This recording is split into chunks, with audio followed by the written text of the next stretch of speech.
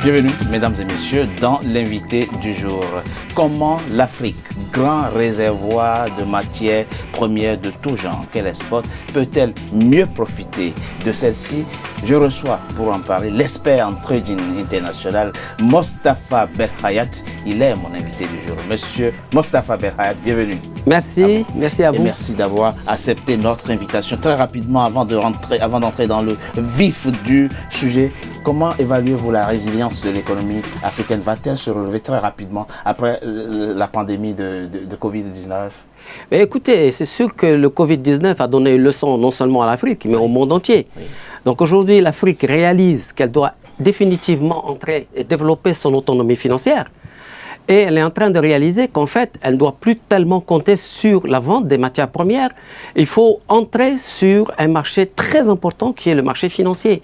Aujourd'hui, l'Afrique n'est pas présente sur les marchés financiers pour extraire des fonds à partir de l'Afrique, oui. Comme par exemple une simple société aux États-Unis comme Renaissance Technologies, elle va extraire 100 milliards de dollars par an sur les marchés financiers. Et la jeunesse africaine a totalement la capacité de le faire. Vous allez nous dire tout à l'heure, effectivement, les grands ressorts de ce que vous êtes en train de préconiser. Mais avant, prenons un exemple concret. En ce qui concerne les matières premières, le marché du cacao, c'est à peu près 100 milliards de dollars par an. La Côte d'Ivoire en est le premier producteur mondial aujourd'hui. Mais seulement 6 milliards vont aux producteurs de cette matière première. Comment l'expliquer et comment corriger cela? C'est très simple. Vous savez que les matières premières africaines, le café, le cacao, par exemple, le coton, sont cotés sur les marchés internationaux. Et sur ces marchés internationaux, il y a des couvertures qui sont faites, des produits de couverture qui sont faits sur ces marchés. Et en Afrique, très peu d'exportateurs ou d'opérateurs de ce domaine-là maîtrisent ces couvertures. Donc, ils restent confinés à vendre un produit physique, alors que les produits de couverture représentent 100 fois le produit physique. Et c'est quoi les produits de couverture? Par exemple, les marchés à terme.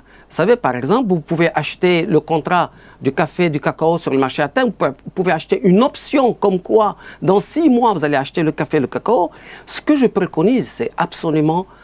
c'est facile, en fait, à expliquer. Allez-y. Je préconise que la jeunesse africaine apprenne à maîtriser les produits de couverture sur les marchés des matières premières africaines. Et pour cela, ce n'est pas compliqué. On n'a pas besoin de Polytechnique ni de HEC pour cela. Aujourd'hui, les marchés financiers sont beaucoup plus simples qu'on le pense. Mais comment expliquez-vous déjà, avant qu'on en arrive aux solutions, l'absence de l'Afrique sur le marché, en tout cas la faible importance du continent sur les marchés financiers? Écoutez, vous me posez une bonne question parce que ça fait plus de 20 ans que j'enseigne comment intervenir sur les marchés gratuitement sur mes réseaux à la jeunesse africaine. Et aujourd'hui, il y a longtemps, quand vous voulez faire un site internet, vous avez besoin d'apprendre à coder. Mais aujourd'hui, pour faire un site internet, vous devez juste prendre 2-3 puzzles et vous avez fait votre site internet en 3 minutes. Aujourd'hui, il existe, j'enseigne une méthode qui permet de pouvoir intervenir sur les marchés financiers à partir du Sénégal, à partir du Gabon, à partir du Cameroun, sans avoir à quitter le pays, sans avoir à avoir un diplôme forcément. Alors concrètement, comment ça se manifeste-t-il? Comment intervient-on sur le marché financier de chez soi à Libreville, à Abidjan ou à Dakar? Alors, écoutez, c'est très important cette question. Et je suis content de pouvoir en parler. S'il vous plaît. Voilà. Il y a longtemps, il y a 10 ans de ça, 10 ans, oui. Pour pouvoir recruter un trader professionnel, il faut tout de suite payer 1 million ou 2 millions de dollars de prime, comme un footballeur. Vous voulez acheter un footballeur, c'est au minimum 10 millions pour entrer dans la ligue. Les traders professionnels, c'est pareil. Mais aujourd'hui, c'est la chance de l'Afrique, elle est là maintenant. Parce qu'aujourd'hui, il y a des fonds d'investissement qui cherchent des traders dans toute l'Afrique et dans le monde entier. Pour peu qu'ils respectent un cahier de charges, ils vont leur confier de l'argent sans qu'ils quittent le pays. Pourquoi? Parce qu'ils ont trouvé que c'était plus intéressant pour eux de chercher des traders qui ont du talent et ils vont leur coûter moins cher. Et ça va répartir le risque. Et donc, moi, je suis en train de... Et le coût aussi. Et bien sûr. Et là, je suis en train de former... C'est pour ça que vous misez sur la formation des jeunes Africains, oui. des jeunes traders sur le continent. Exactement. Parce que si on arrive à les former et à leur faire passer ces examens, eh bien, un Africain qui n'a pas de capital, qui ne sait pas connaître l'anglais ou le français, il peut se retrouver gérant des fonds des États-Unis et de Londres. Mais c'est extraordinaire, c'est la chance de l'Afrique. Il faut absolument qu'on développe. Vous savez, moi je suis pour faire rentrer l'analyse technique et graphique des marchés des matières premières et l'intelligence artificielle dès la seconde en Afrique. C'est-à-dire, un enfant de 14 ans est tout à fait capable d'assimiler l'analyse technique et graphique et l'intelligence artificielle. Et là, l'Afrique sera C'est ça les enjeux de demain. Oui, l'Afrique sera le premier continent au monde à enseigner à la fois l'intervention sur les marchés financiers et l'intelligence artificielle à un enfant de 14 ans. Pourquoi? Parce qu'en réalité, aujourd'hui, l'intervention sur les marchés, c'est comme un jeu vidéo. Ce n'est plus ce qu'on pensait comme avant. Aujourd'hui, il y a une formation que j'enseigne, c'est si j'ai ça, je fais ça. Si j'ai ça, je fais ça. Ça s'arrête là. Et ça, quel nom, la formation? La formation s'appelle MBK System. Mustafa Belkhaïat System. Voilà. D'accord. Mais ce que vous êtes en train de dire, c'est très important, c'est qu'il faut déjà commencer à partir de la seconde à enseigner aux jeunes Africains l'analyse graphique et le trading, pour ainsi dire. Exactement. Y compris l'intelligence artificielle. Oui, l'intelligence artificielle est définitivement à la portée de la jeunesse africaine. Et je vais vous dire pourquoi. Parce qu'il y a longtemps, ça coûtait très cher de pouvoir utiliser l'intelligence artificielle. Mais aujourd'hui, avec Google, avec Amazon et avec IBM Watson, vous pouvez avoir accès à l'intelligence artificielle pratiquement pour rien. Et même j'invite toutes les universités africaines à pouvoir se mettre en relation avec ce que je viens de nommer, parce qu'ils vont leur donner... C'est déjà le cas dans certaines écoles quand même. Il y a certaines grandes écoles aujourd'hui qui enseignent l'intelligence artificielle à la licence et au master déjà. Oui, mais ce n'est pas appliqué au trading. Alors que le trading doit devenir la priorité de l'Afrique. Moi, j'entends toujours parler que l'Afrique va être et l'avenir, etc. Mais ils pensent tous dans la dimension de matières premières.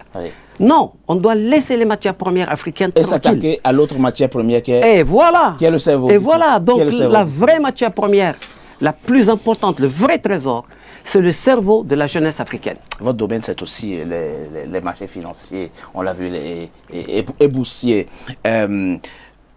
Là, il y a un débat sur le continent aujourd'hui, notamment en Afrique de l'Ouest, notamment, et plus précisément, les pays de l'UEMOA qui vont passer du franc CFA à l'euro, dont la parité est fixe aujourd'hui par rapport à l'éco, dont la parité sera fixe par rapport à l'euro. C'est aussi important, ou du moins quand viendra le moment où nos monnaies, les monnaies africaines, seront également présentes sur le marché financier, comme c'est le cas aujourd'hui pour l'euro, le dollar, le yen, etc. Oui. Écoutez, pour cette question de la monnaie africaine, moi j'ai une position très très claire là-dessus. Ça fait plus de 30 ans que je suis sur les marchés financiers et je veux apporter mon expérience à ce sujet-là. L'Afrique ne doit pas tout de suite penser, réfléchir à sa monnaie. Elle doit réfléchir à devenir une puissance financière, d'abord. Et pour qu'elle devienne une puissance financière, il faut que ça passe par le bas, ça passe pas par le haut. On peut devenir une puissance financière sans avoir la maîtrise de sa monnaie? Non, oui. D'abord, il faut devenir une puissance financière, dans le sens où la jeunesse doit commencer à rentrer sur les marchés financiers. Qu'on doit, à partir de Douala, à partir de Dakar, à partir du Sénégal, etc., on va entrer sur le marché de Chicago, de Londres, et tirer des millions, les amener sur l'Afrique. Et là, une fois qu'on maîtrise l'intervention sur les marchés financiers, une fois qu'on maîtrise la couverture de nos propres matières premières, on n'a pas besoin des autres pour venir nous donner des leçons sur comment nous couvrir sur le café et le coton. Une fois qu'on devient souverain de notre puissance financière, là, la monnaie africaine va s'imposer par elle-même. Le propos est intéressant et pertinent. On reviendra dans le cadre d'autres émissions et l'approfondir. Merci. Merci Mostafa Belkhaïat. Je rappelle que vous êtes expert en trading international. Merci à vous. Merci pour vous, le continent de matières premières, les matières premières minéralières, enfin, et puis le cerveau. Et vous êtes convaincu effectivement que la jeunesse africaine relèvera le défi des deux enjeux que vous avez cités, l'analyse graphique, l'intervention sur les marchés financiers et puis l'intelligence artificielle. Merci à vous. Merci à vous. Merci à très bientôt. Mesdames et messieurs, c'était l'invité du jour. Merci d'avoir été à notre compagnie. À très bientôt pour un nouveau numéro de l'invité du jour.